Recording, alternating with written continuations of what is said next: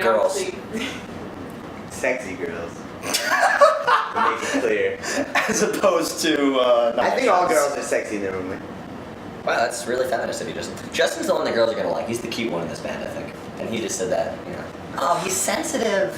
What do you mean girls are gonna like? Justin's already the one that girls like. It's true. That's not true. Hlidskjalf, the brutal truth. Anyway, what was the question? What motivates us? Oh, That yeah. was the question. The main thing is that it's just so much fun to play and good to listen to. Hopes you enjoy this. We are Hlidskjalf. Alright. My name is Justin Idro. I am the rhythm guitarist in Hlidskjalf.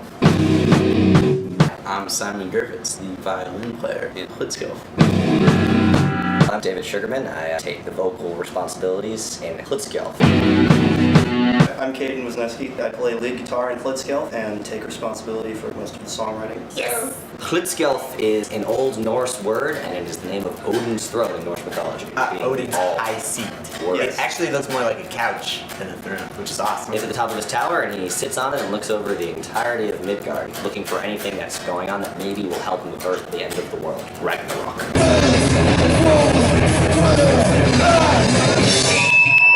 Well, that was actually the first song that we wrote together as a band. We were struck by the power of the scene and the crushing despair of Odin struggling against the Ragnarok that he knows he can't stop. Putting that song together instrumentally was interesting because a lot of it was David using adjective-based songwriting. I'm a poet, not a instrumentalist. At one point he described to me, I want the drums to sound like the thunder and the guitar to sound like the lightning.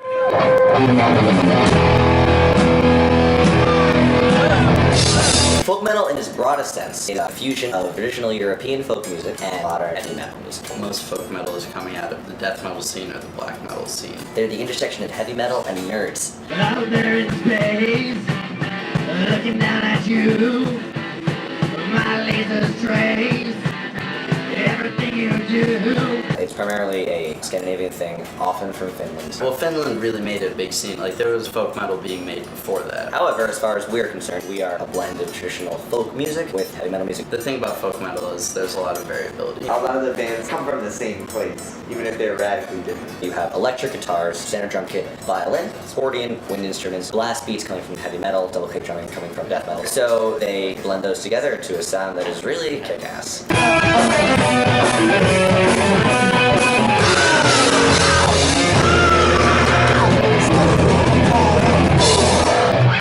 It's about projecting as much power as you can possibly get from the stage in the direction of whoever's listening to it. As far as lyrical topics and themes, we write about Vikings, demons, Valkyries, drinking, moonlight, fjords, cold things.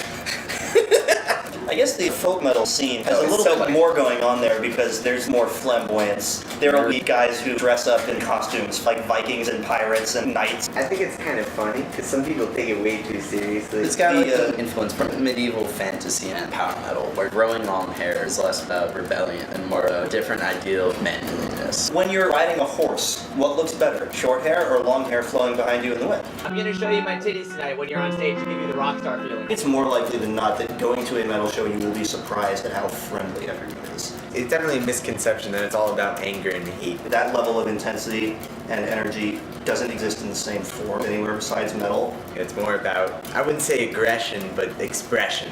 So that's about it. Thank you very much. Thanks a lot. Once again, we are Hlidskjalf.